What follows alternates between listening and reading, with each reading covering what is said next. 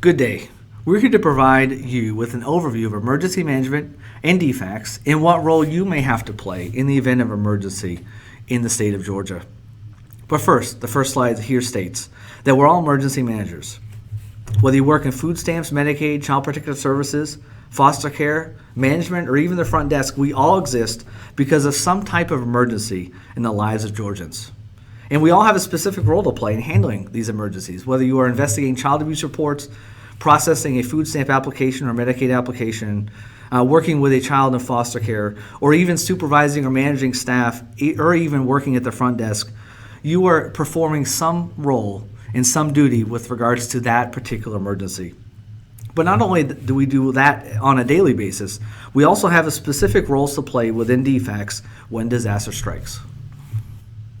Now we're going to take a look at some of the different roles that we all play within DFCS when disaster strikes. As many of you know, we work in shelters. During Hurricane Matthew, Hurricane Irma, Hurricane Michael, snowstorms, tornadoes, when there have been shelters open around the state, we have had DFCS staff involved working in those shelters. More about that in the next slide. We also work in disaster recovery centers, or DRCs. These are this is a post-storm opportunity for Georgia citizens to come and to see what's in the community with regards to services, and DFCS has a presence there. Disaster food stamps, or DSNAP.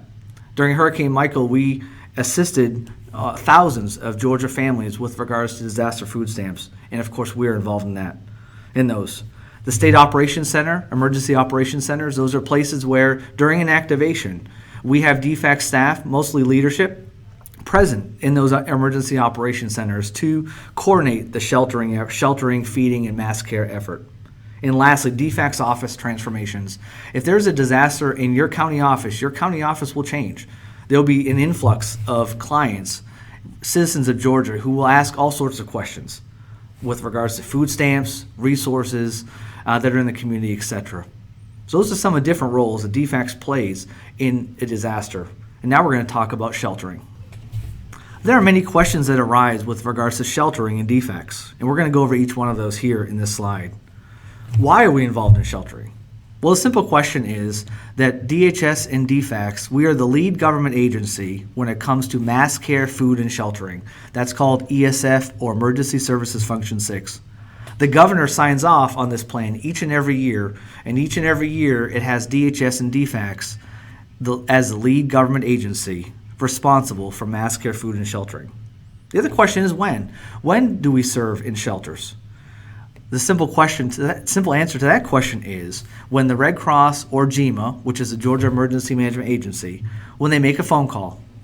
What will happen is the State Emergency Management Coordinator will receive a call from the Red Cross or GEMA saying, we're going to be opening shelters. And when they're going to be opening shelters, DFCS is expected to be involved because of the GEOP. So who's going to be involved?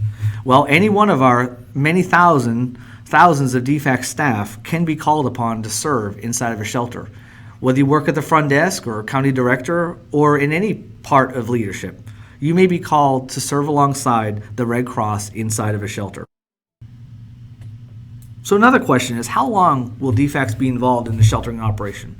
Well, that simply depends on how big the operation is. It could be one 12-hour shift, or it could last 10 days. But please note that if a Red Cross shelter is open around the state, then most likely DFCS staff is involved in working in those shelters. So another question we are asked is, what if nothing is going on in our community? What if there are no disasters happening around me? Will I still get called? During Hurricane Michael in Region 10, DFCS staff did not cover or work in any of the shelters because of the disaster, because of the destruction that was in their community. We asked Region 8 and Region 11 to cover those shelters. And that could be the same in any big operation. Just because there's nothing happening in your community doesn't mean you may not get a call to go and to travel to another community to assist not only the Red Cross and GEMA, but assist our own DFCS staff who will also be affected. So what will you be doing if you're called? What will you be doing in a shelter? Quite simply, your role in a shelter is to be at the registration table, signing in and signing out Georgia residents who come to that shelter. Not only that, you may be asked to do different things like make coffee or talk to citizens, offer services. But your main role is to work at the registration table. So now we're going to talk about how the process works. The SEMC, or State Emergency Management Coordinator, will receive a call from GEMA, the Georgia Emergency Management Agency, and/or the Red Cross, stating that a shelter will be opening, will provide the location information, timing information, and how many staff are needed to assist. Then the SEMC will call the local regional emergency management coordinator and provide those details. The REMC will call staff who have been shelter trained first, then will call others if needed, and will set up a shelter staffing schedule. And then the REMC will let the SEMC know of the success or barriers of setting up that schedule. And lastly, it will circle back around to GEMA and the Red Cross. Thank you for taking this time today to learn more about how you will play an important role in emergency management for the state of Georgia. If you have any further questions, please reach out to your local regional emergency management coordinator or your county director. Thank you.